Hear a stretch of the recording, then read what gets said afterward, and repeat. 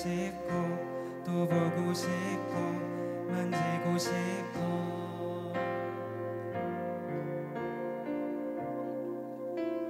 주님 보고 싶고 또 보고 싶고 함께 하고 싶고 또 보고 싶고 만지고 싶어.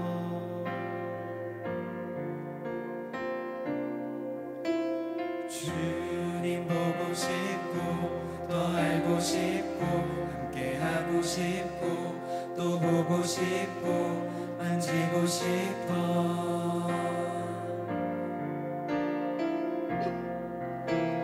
주님 보고 싶고 더 알고 싶고 함께 하고 싶고 또 보고 싶고 만지고 싶어.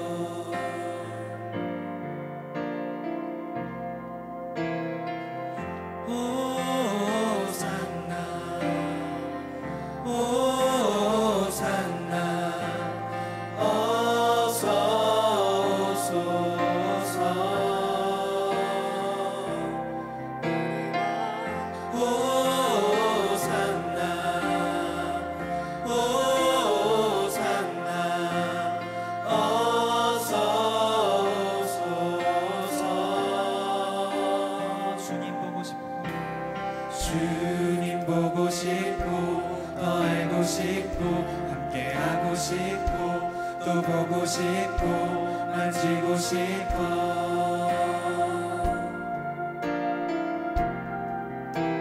주님 보고 싶고 더 알고 싶고 함께 하고 싶고 또 보고 싶고 만지고 싶어.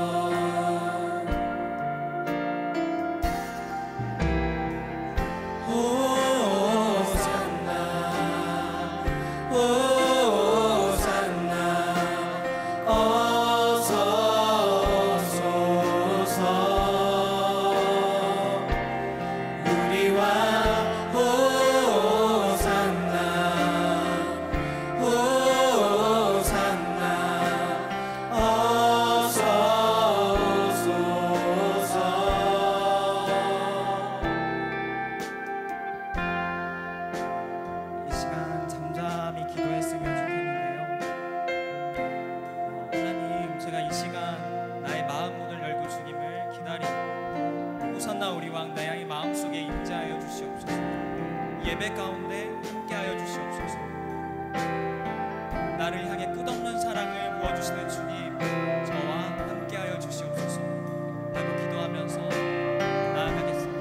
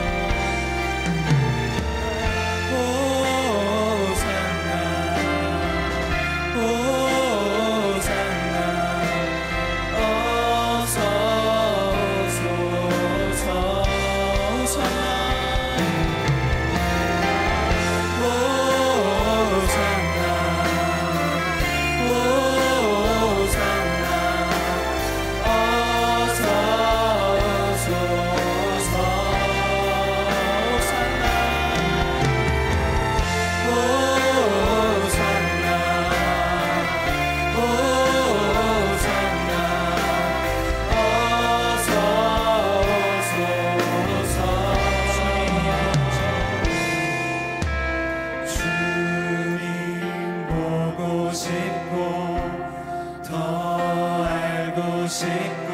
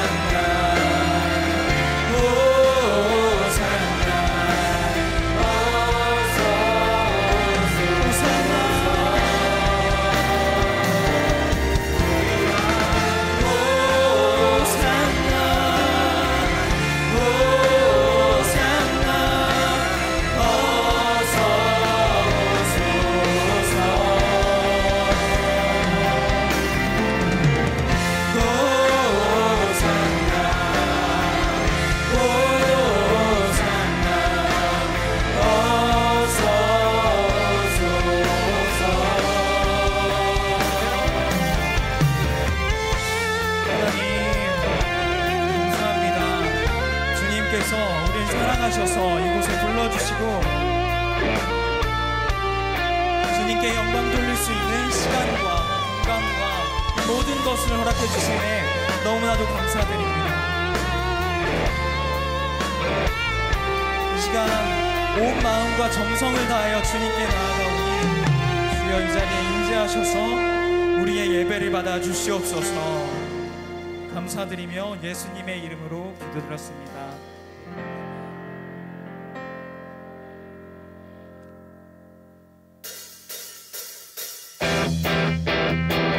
가능하신 분들은 자리에 일어나서 함께 찬양했으면 좋겠습니다.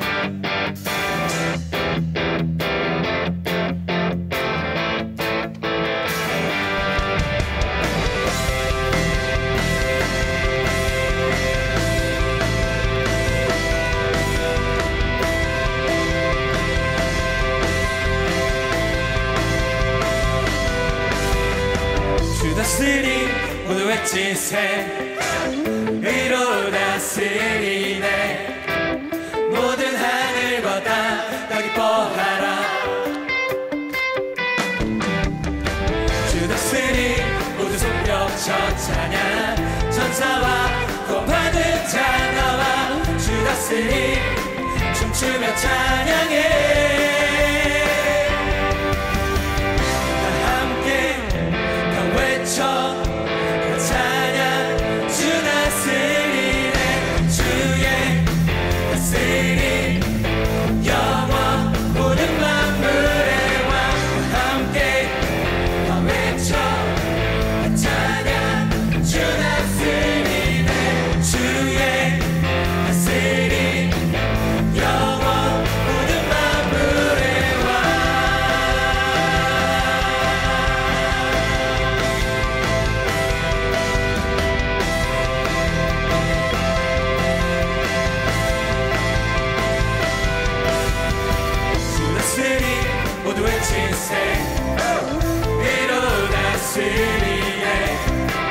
모든 하늘과 땅 기뻐하라. 다같이 박수 치면서 찬양할까요? 주 다스리 모두 손뼉쳐 찬양 천사와 구원받은 자 나와 주 다스리 춤추며 찬양해. 함께 다 외쳐 다 찬양 주 다스리네 주의 다스림 영원 모든 만물의 왕 함께 더 외쳐 다 찬양 주 다스리네 주의 다스림 영원 모든 만물의 왕.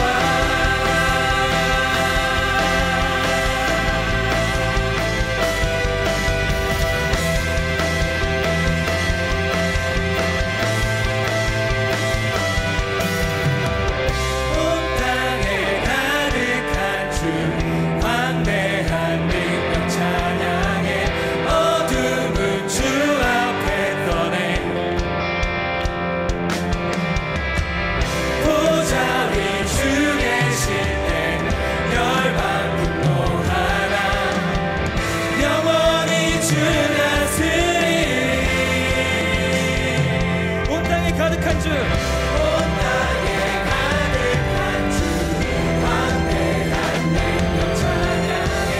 어두운 주 앞에 떠내 보좌 위 주 계신데 열방 분노하라. 영원히 주 다스리 함께 더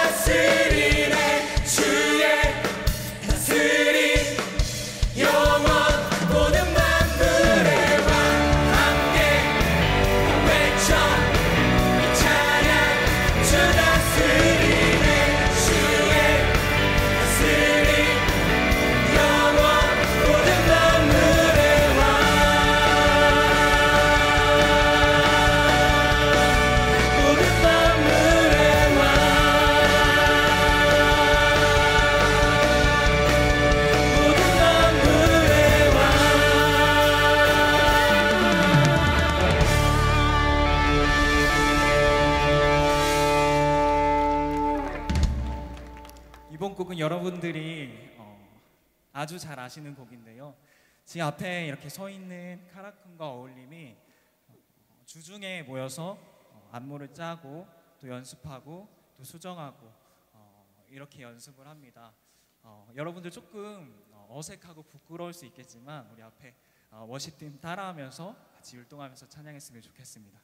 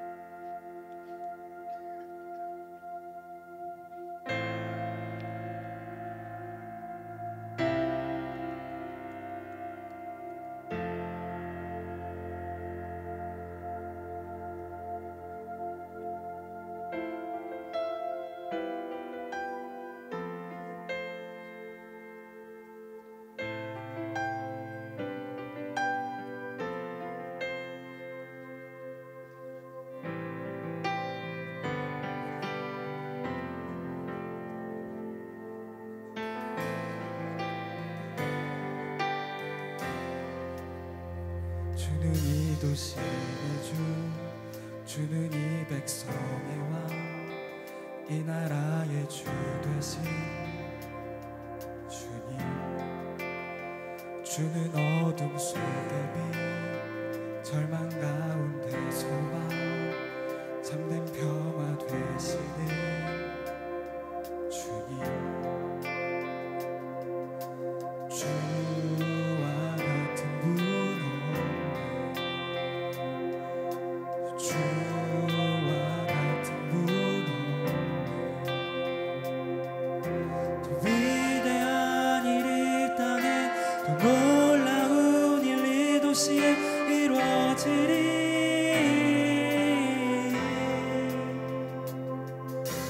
위대한 일 이 땅에, 더 놀라운 일 이 도시에 이루어지리.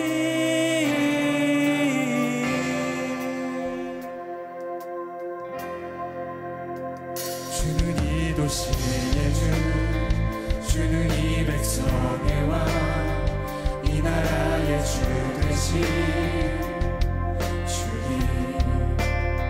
주는 어둠 속의 빛, 절망 가운데 소망, 참된 평화 되시는 주님. 주와 같은 분 없네, 주와 같은 분 없네.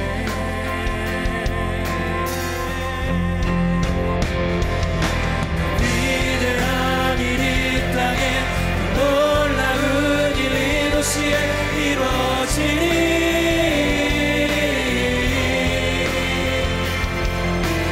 위대한 일 이 땅에, 놀라운 일 이 도시에 이루어지리.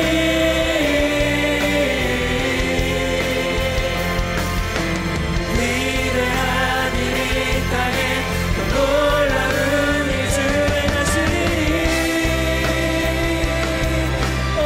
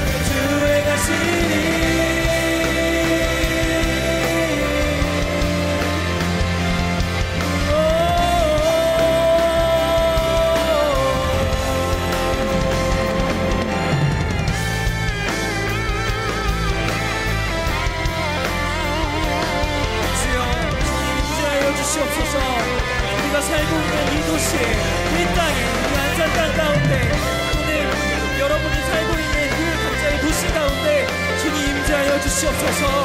아버지, 우리가 이 나라를 애통하며 기도하오니 주의 나라를 붙들어 주시옵시고 주님의 길로 인도하사 모든 것들이 주님의 뜻과 형통하게 나아갈 수 있는 그런 거룩한 나라가 될 수 있도록 다 같이 주여 한번 부르짖고 기도하시겠습니다. 주여!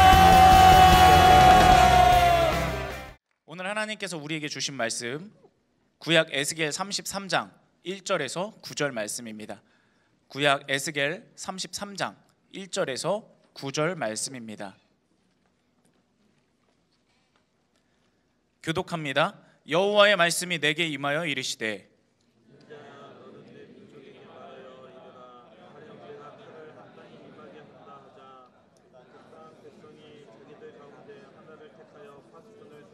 그 사람이 그 땅에 칼이 임함을 보고 나팔을 불어 백성에게 경고하되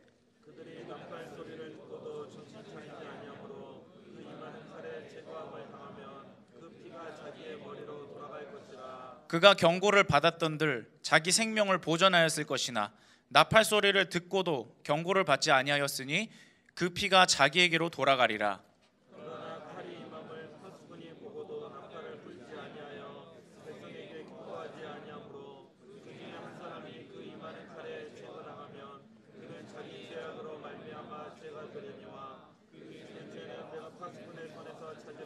인자야, 내가 너를 이스라엘 족속의 파수꾼으로 삼음이 이와 같으니라. 그런즉 너는 내 입의 말을 듣고 나를 대신하여 그들에게 경고할지어다.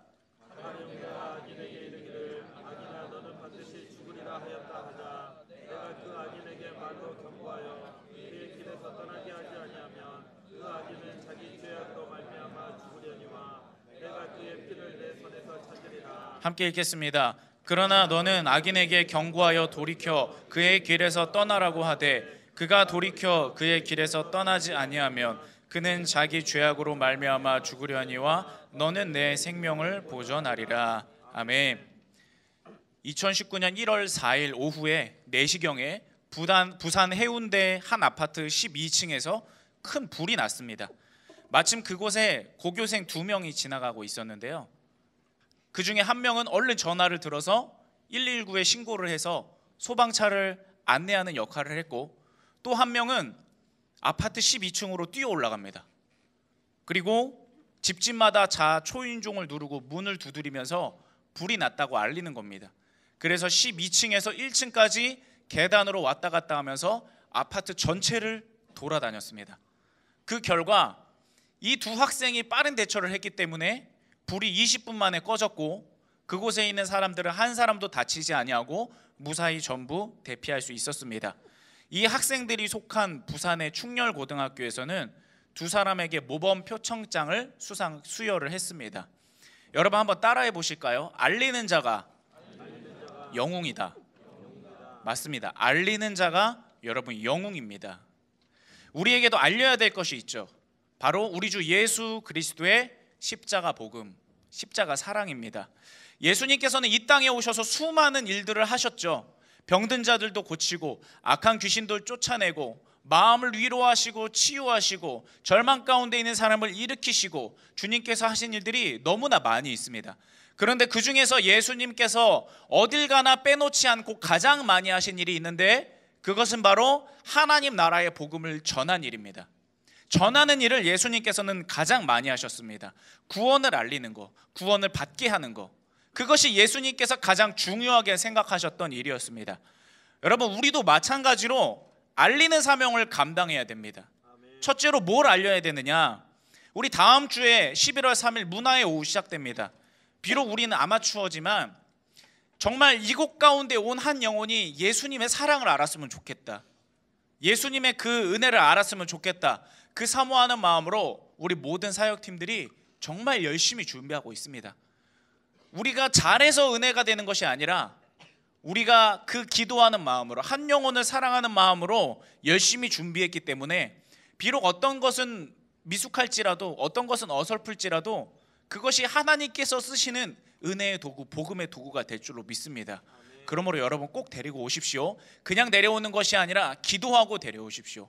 주님, 내가 팔로미 나를 따라오라 해서 이 자리 가운데 있게 했습니다. 이제는 주님께서 따라오게 하셔야 됩니다. 주님께 맡깁니다. 주님이 알아서 해주셔야 됩니다. 그런 마음으로 여러분 결단하셔서 이곳 자리 가운데 자리를 채워주시기 바랍니다. 청년만 올 수 있는 자리 아닙니다. 우리 부모님을 데리고 오셔도 너무 좋고요. 우리 할머니 할아버지 분들을 데려오셔도 좋습니다. 여러분이 전도하려는 그 누군가, 그 한 영혼, 이 기회를 여러분 꼭 놓치지 마시기 바랍니다. 둘째로 우리가 항상 전도해야 됩니다.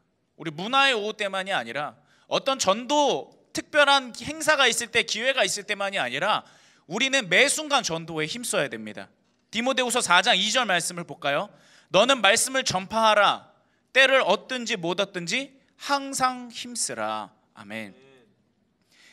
때가 생겼을 때, 지금이 기회다. 물론 그때 복음을 전하면 좋죠. 그런데 때가 아닐 때에도, 기회가 아닌 것 같은 때에도 미루지 말고 언제나 항상 주의 복음을 전하기 위해 우리는 힘써야 된다는 겁니다. 그런데 여러분, 우리가 이 힘쓰는 것 가운데 하나님께서는 은혜를 베풀어 주시는데, 또 우리가 이 전하는 일에 대해서 반드시 기억해야 될 것이 있습니다. 그것은 뭐냐면, 이 전도는, 복음을 전하는 것은 선택이 아니라 의무라는 것입니다. 전도인 건 선택인 것 같은데, 믿음 좋은 누군가가 하는 것 같은데, 나는 아직 믿음이 적고 아직 신앙생활한 지 얼마 안 되고 또 주변에 복음을 전할 만한, 딱히 받아들일 만한 사람이 보이지 않아서 복음은 내가 전하는 게 아닌 것 같은데, 전도는 내 일이 아닌 것 같은데, 여러분 그렇게 생각하면 안 됩니다. 구원받은 자라면 누구든지 전하는 일, 전하는 사명을 반드시 감당해야 합니다.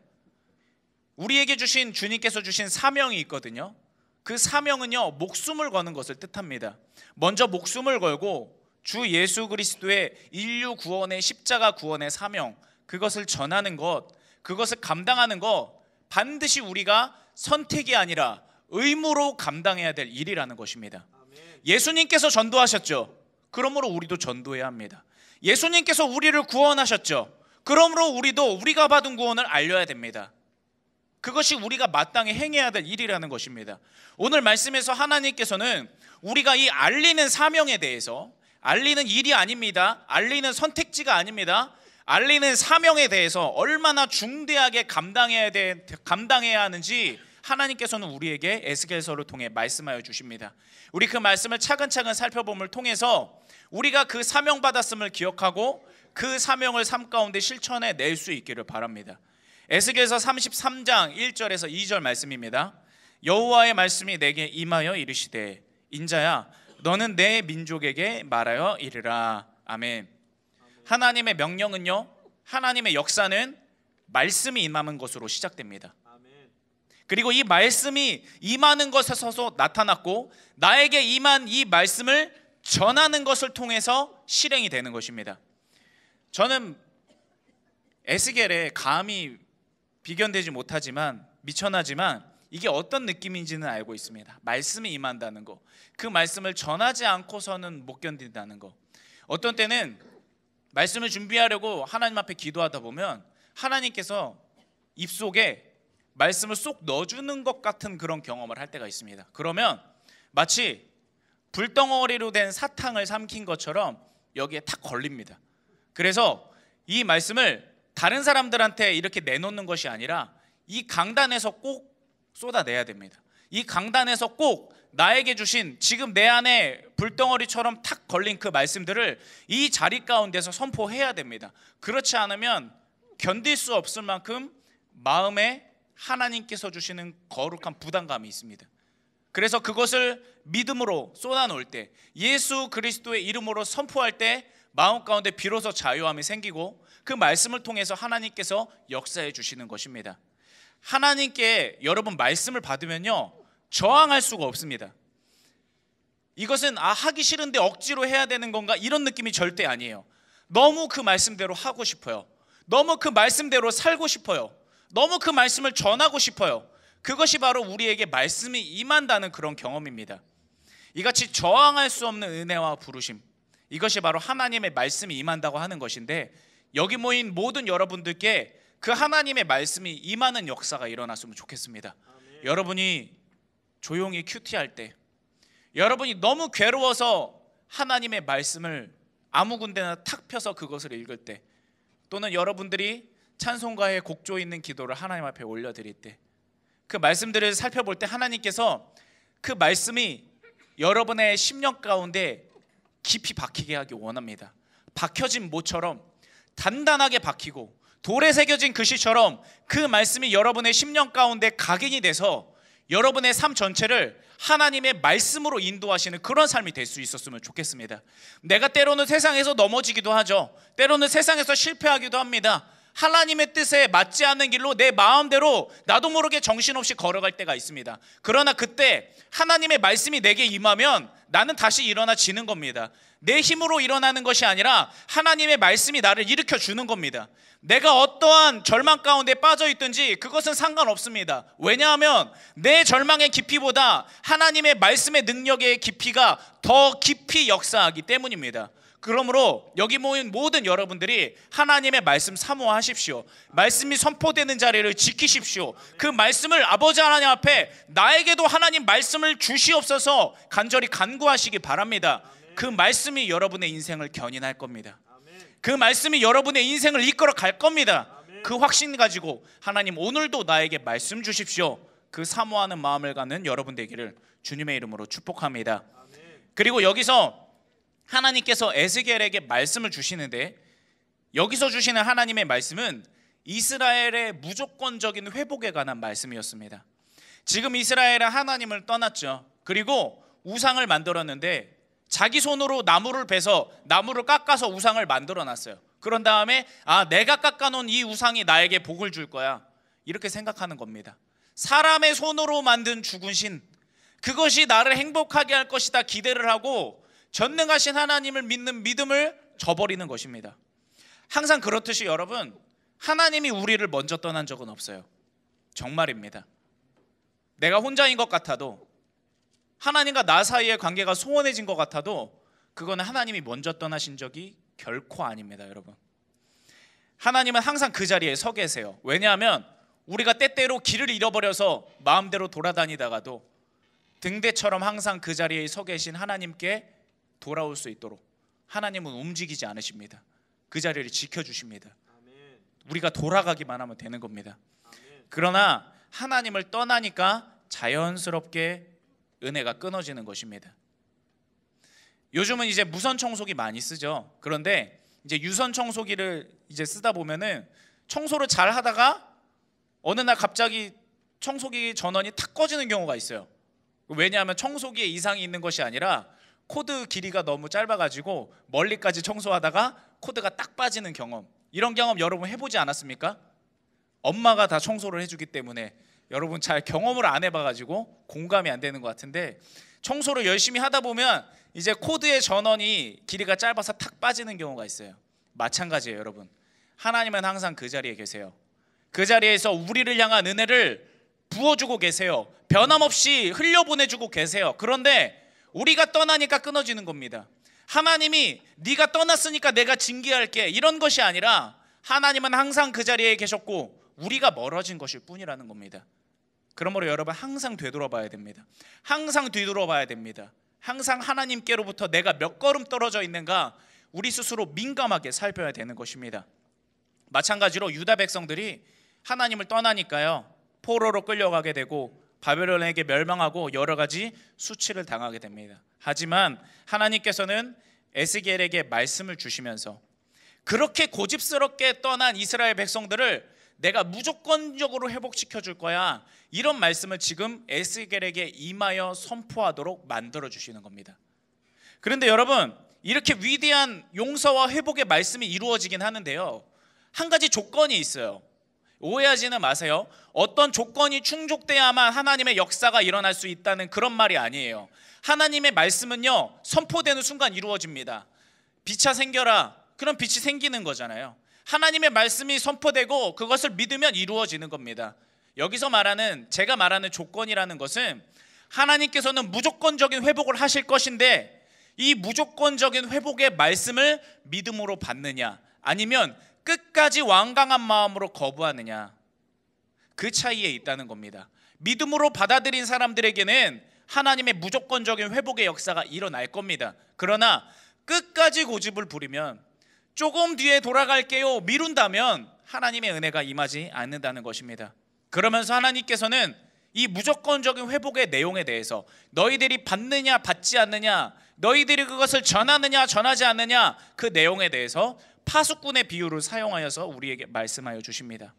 그 예시를 여러분에게 이야기해 드리겠습니다. 오늘 본문 말씀, 성읍에서 백성들이 이제 파수꾼을 뽑아서 세웠어요. 그런데 그 땅에 칼이 임합니다. 하나님의 심판이 임한다는 거죠. 그런데 하나님의 칼이 임한다는 것을 딱 봤을 때, 목격했을 때 파수꾼은 어떻게 해야 되죠? 성경에서는 그 파수꾼의 두 가지 행동에 대해서 말씀합니다. 그리고 그 두 가지 행동에 따라서 어떤 결과가 나타날 수 있는지에 대해서 기록하고 있습니다. 파수꾼이 알리는 사명을 잘 감당했는가, 잘 감당하지 못했는가, 이거에 따라서 운명이 갈려지는 겁니다. 그것을 우리의 삶 가운데 적용해 보면서 여러분 오늘 말씀 살펴보도록 합시다. 에스겔서 33장 3절에서 4절 말씀입니다. 그 사람이 파수꾼이에요. 그 땅에 칼이 임함을 보고 나팔을 불어 백성에게 경고하되, 그들이 백성들이 나팔 소리를 듣고도 정신을 차리지 아니하므로 그 임하는 칼의 제거를 당하면 그 피가 자기의 머리로 돌아갈 것이라. 파수꾼이요, 나팔을 불었어요. 칼이 오는 것을 보고, 칼이 임하는 것을 보고 이 성읍에 화가 미친다는 것을 알고 백성들에게 외쳤습니다. 지금 칼이 임하고 있다, 지금 위기가 닥쳐오고 있다. 백성들에게 나팔을 불러 알리고 큰 소리로 외쳐서 얼른 돌이키라고 알리는 사명을 잘 감당했습니다. 그런데 말씀을 보니까요, 백성이 그 말씀을, 파수꾼의 그 외침을 무시해요. 그것을 듣고도 그냥 심상히 여겨요. 정신을 차리지 않고 그냥 넘겨버립니다. 그랬을 때 그 성읍 가운데 칼이 임하죠. 심판이 임하죠. 그러면 오늘 말씀에서 이야기하는 것처럼 파수꾼에게는 책임이 없다는 거예요. 알렸으니까, 그렇죠? 알렸는데 백성이 듣지 않은 거잖아요. 그러므로 그 백성은 자기가 듣고도 행동하지 않았기 때문에, 듣고도 돌이키지 않았기 때문에 백성에게 잘못이 있는 것이고 파수꾼에게는 잘못이 없다, 하나님께서는 말씀하시는 겁니다. 자, 그렇다면 반대의 상황을 한번 살펴볼까요? 에스겔 33장 6절 말씀입니다. 그러나 칼이 임함을 파수꾼이 보고도 나팔을 불지 아니하여 백성에게 경고하지 아니하므로 그 중에 한 사람이 그 임하는 칼에 제거당하면 그는 자기 죄악으로 말미암아 제거되려니와 그 죄는 내가 누구의 손에서 찾으신대요? 파수꾼의 손에서 찾으시겠다는 거예요. 이번에는 파수꾼이 알리는 사명을 잘 감당하지 않았어요. 화가 임한다는 것을 보고도 하나님의 칼이, 하나님의 심판이 지금 여기에 다가오고 있다는 것을 분명히 알고 있는데도 불구하고 나팔을 불지 않았어요. 백성에게 회개하라, 돌이켜라, 지금 하나님께로 돌아가기만 한다면 하나님은 우리를 무조건적으로 회복시켜 주실 것이다, 알리기만 하면 되는데 알리지 않은 겁니다. 그래서 결국엔 그 성읍 가운데 하나님의 심판이 임했어요. 화가 임했습니다. 그래서 누군가가 죽게 된다면, 누군가가 화를 입게 된다면 그 책임은 파수꾼에게서도 같이 찾으시겠다는 말씀입니다. 사랑하는 여러분, 이 말씀에서 파수꾼이 누구일 것 같습니까? 바로 우리입니다. 여러분, 우리 전부 다 이 파수꾼입니다. 어떤 사람은 이렇게 질문할 수 있습니다. 아니요, 저는 파수꾼의 사명을 받은 적이 없는데요. 하나님께서는 나에게 파수꾼으로 임명하신 적이 없는데요. 아니요, 절대 그렇지 않습니다. 하나님의 말씀, 마가복음 16장 15절에서 16절 말씀입니다. 여러분을 향한 말씀입니다. 또 이르시되 너희는 온 천하에 다니며 만민에게 복음을 전파하라. 믿고 세례를 받은 사람은 구원을 얻을 것이요 믿지 않는 사람은 정죄를 받으리라. 여러분, 이 말씀 잘 보세요. 너는 온 천하에 다니며 복음을 전파하라. 파수꾼의 사명이에요. 그러면 우리가 전했을 때 하나님의 명령을, 하나님의 사명을 받들어서 이 파수꾼의 사명을 감당해서 온 천하 만민 가운데 내 가장 가까운 곳에서부터 먼 곳까지 우리가 예수 그리스도의 복음을 전하려고 힘쓴다면 그 복음을 듣고 믿는 사람은 구원 얻을 것이고 믿지 않는 사람은 구원받지 못할 것이다. 파수꾼의 이야기와 똑같잖아요. 나팔을 불었을 때 그 나팔을 듣고 돌이키는 사람은 용서를 받을 것이고, 나팔을 불었는데도 듣지 않은 사람은, 듣고도 정신 차리지 않은 사람은 용서받지 못할 것이다. 이 말씀과 똑같은 말씀이죠. 그러므로 여러분, 우리 모두는요, 한 사람도 빠짐없이 여러분 모두는요, 파수꾼으로 부름받았음을 믿으시기 바랍니다. 기억하십시오. 내가 전하지 않아서 다른 누군가가 정죄를 받는다면, 내가 전도하지 않아서 다른 누군가가 영원한 사망 가운데 처해진다면, 하나님께서는 그 책임을 누구에게도 물으신다고요? 우리에게 물으신다고요. 우리에게. 그냥 그 사람이 안 믿었기 때문에 벌을 받은 게 아니에요. 안 믿었기 때문에 심판받았구나 하고 끝날 일이 아니라는 것입니다. 하나님은 우리에게 책망하세요. 왜 알리지 않았니? 왜 알리지 않았어? 내가 지금 저 사망당한 저 한 영혼을 위해서 내가 십자가를 졌는데 너는 왜 알리지 않았니? 너에게 알리게 하려고 내가 너를 구원했는데, 네가 나를 택하여 구원받은 것이 아니라 내가 너를 택하여 구원받게 만든 것인데 왜 너는 파수꾼이면서도 알리지 않았니? 하나님은 우리에게 책망하신다는 것입니다. 그러므로 여러분, 전도는 선택이 아니라 사명입니다. 그것을 믿으시고 여러분의 삶 가운데 이 사명을 받들어 파수꾼의 일을 잘 감당해야 될 줄로 믿습니다. 예수님께서는 이 땅에 내려오지 않으실 수 있었습니다. 하늘 보좌에 그냥 계시면서 천군 천사의 찬양만 받으시며 살 수 있었습니다. 예수님은 십자가를 지지 않으실 수 있었습니다. 십자가에서 내려오실 수도 있었고 십자가를 거부하실 수도 있었습니다. 그러나 예수님은 이 땅에 가장 낮은 곳으로 내려오셨고 가장 비참한 십자가에 달리셨습니다. 왜 그러셨을까요? 사명이니까요. 하나님께서 예수님께 사명을 부여하셨으니까요. 그래서 예수님은 전도하려고 이 땅에 내려오셨고 전도하려고 십자가에서 죽으셨습니다. 그러므로 여러분, 우리는 전도하기 위해 십자가에 달리신 예수님을 구경해서는 안 됩니다. 아, 예수님이 구원하시려고 십자가에 달리셨구나, 구경하는 것으로 끝나는 것이 아니라 우리가 같이 십자가를 져야 됩니다. 주님, 내가 같이 지겠습니다. 내가 같이 알리겠습니다. 내가 같이 전도하겠습니다. 여러분, 그 간절한 주님을 향한 충심을 여러분의 삶 가운데 이루어야 되는 것입니다.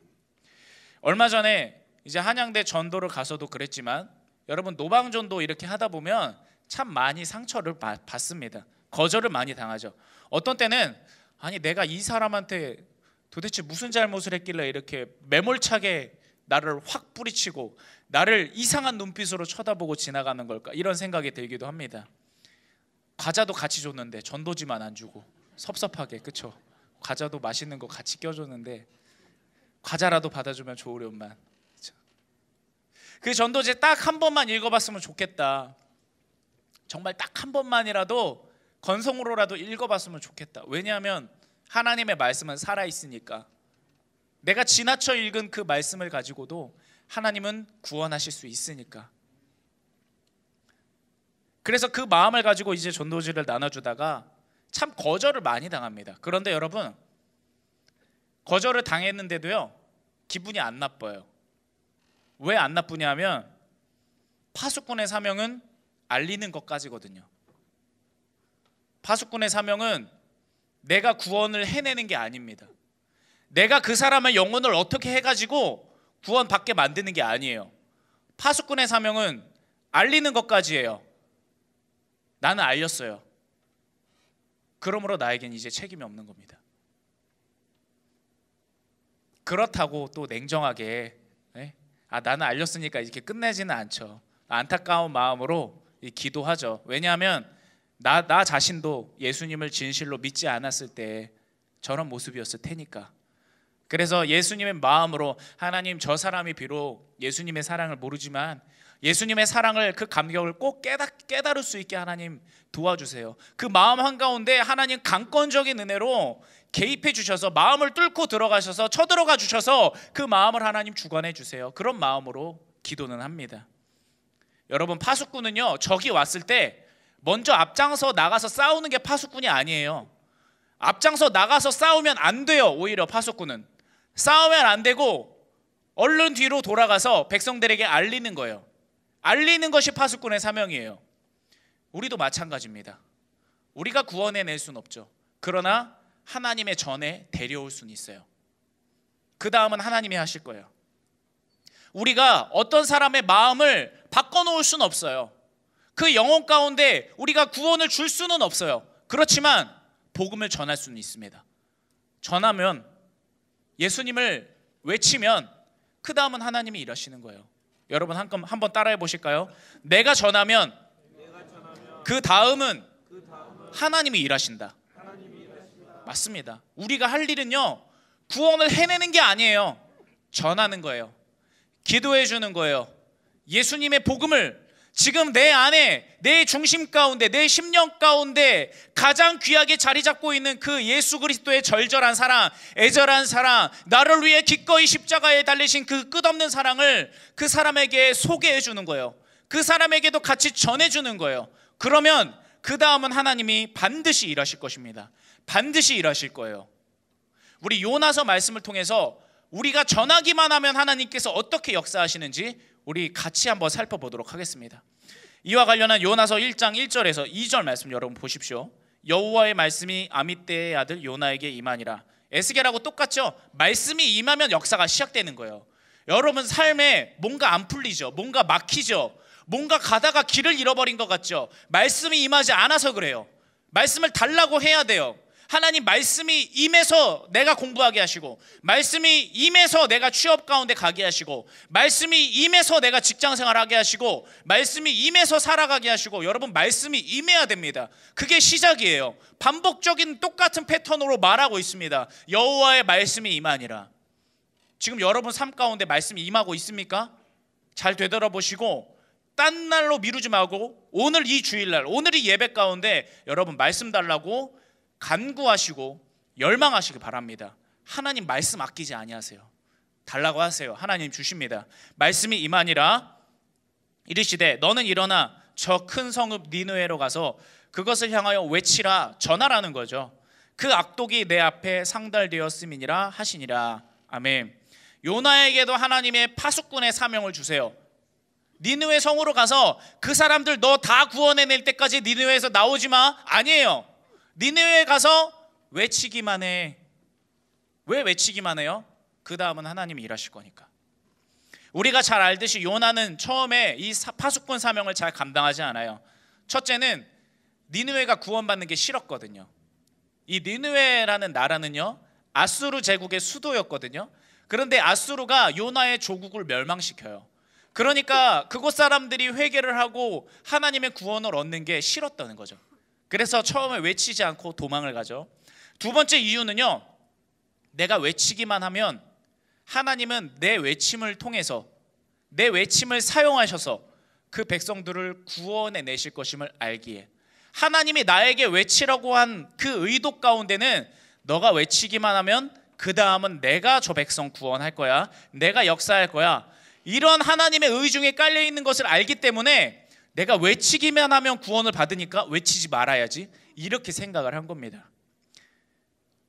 요나는요, 처음에 이 사명을 받고 거절을 하지만 하나님의 인도하심을 통해서, 하나님의 강권적인 선을 향한 이끄심을 통해서 결국에는 선포하게 되죠.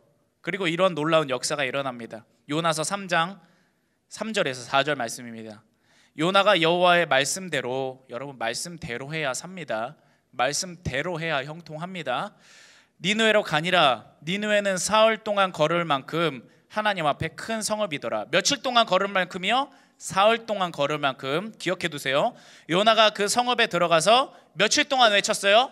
하루 동안 외쳐 이르되 40일이 지나면 니느웨가 무너지리라 하였더니, 니느웨는 사흘 동안 걸어 다녀야 될 만큼 큰 성읍이에요.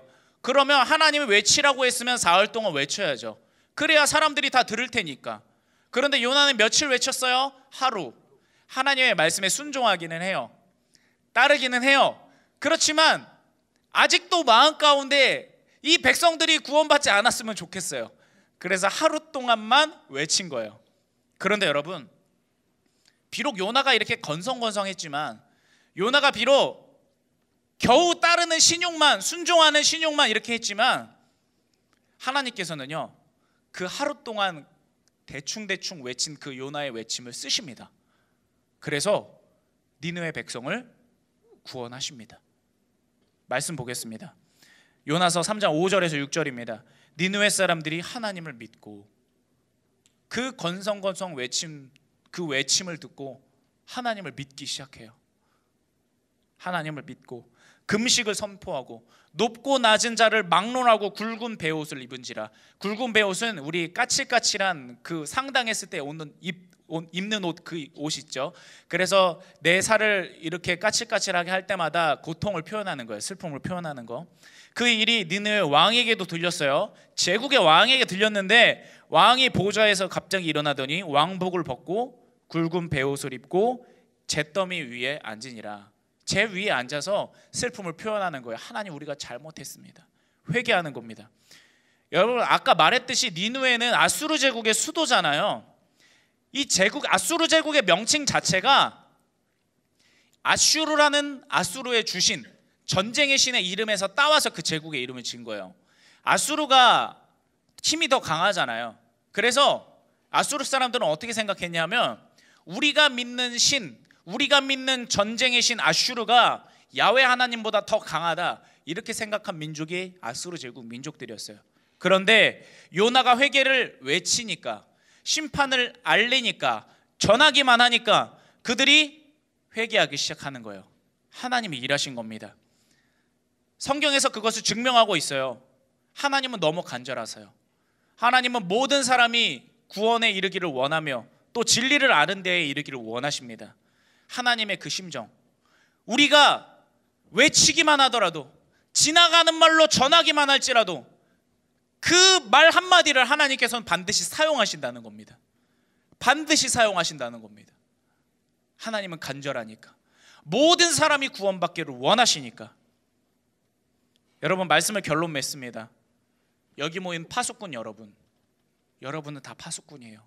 파수꾼 여러분, 예수님을 전하기만 합시다. 내 말을 듣고 나를 대신하여 가서 경고하라, 이 하나님의 외침, 이 말씀을 듣고 여러분 순종하여서 파수꾼의 사명을 감당하시기 바랍니다. 파수꾼에게는요, 하나님의 기대감이 있어요. 잘 생각해 보세요. 파수꾼은 남들이 다 잠잘 때 혼자 깨 있어야 돼요. 힘들어요. 파수꾼은 남들이 따뜻한 집에서 몸을 녹이고 있을 때 혼자 칼바람을 맞으면서 서 있어야 됩니다. 비가 오나 눈이 오나 추우나 더우나 항상 거기 서 있어야 돼요. 버티고 있어야 돼요. 다른 사람들은 편하게 있어도 나는 그 자리에 버티고 서서 외롭고 고독하지만 그 자리 가운데 서서 알리는 사명을 감당하기 위해 힘써야 된다는 겁니다. 파수꾼은 힘들어요. 파수꾼은 고단해요. 파수꾼은 너무너무 어려워요. 그렇지만 그 파수꾼을 거기에 세우는 하나님의 기대감이 있다는 거예요. 이 일이 너무 힘들지만, 이 일이 너무나 어려운 일이지만, 이 일이 남들은 편하게 생각할 때, 남들은 의식이 없을 때 너 혼자 고독하고 홀로 외롭게 그 자리 가운데 꿋꿋이 서 있어야 되는 일이지만, 너니까 내가 파수꾼의 사명을 맡긴다. 너이기에 내가 이 사명을 맡긴다. 너라면 나를 위해 해주리라 믿는다. 그런 기대감이, 파수꾼을 향한 기대감이 우리에게 있는 것입니다. 여러분, 하나님이 우리를 그렇게 기대하십니다. 하나님이 우리를 그렇게 사랑하시고 우리를 그렇게 기대하십니다.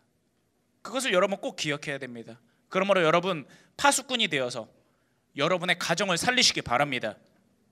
여러분의 친구를 살리시기 바랍니다. 여러분의 생업과 여러분의 삶과 여러분이 가는 모든 곳곳마다 예수님의 구원이 임할 수 있도록 여러분 외치시기 바랍니다. 전하시기 바랍니다. 그곳 가운데 구원의 기도를 뿌리시기 바랍니다. 그러면 하나님께서는 여러분의 그 외침을 반드시 사용하여 주셔서 도저히 구원받을 수 없을 것 같은 그 사람을, 몇십 년 동안이나 예수님을 거부하면서 절대로 구원받기를 원치 아니하는 그런 한 사람일지라도 하나님께서는 강권적인 은혜로 여러분의 그 외침 한마디를 사용하여서, 복음 한마디를 사용하여서 구원해낼 줄로 믿습니다. 그러므로 여기 우리 모두가 예수님의 심정을 생각하면서 알리는, 전하는 파수꾼의 사명을 감당해낼 수 있기를 주님의 이름으로 축원합니다. 아멘.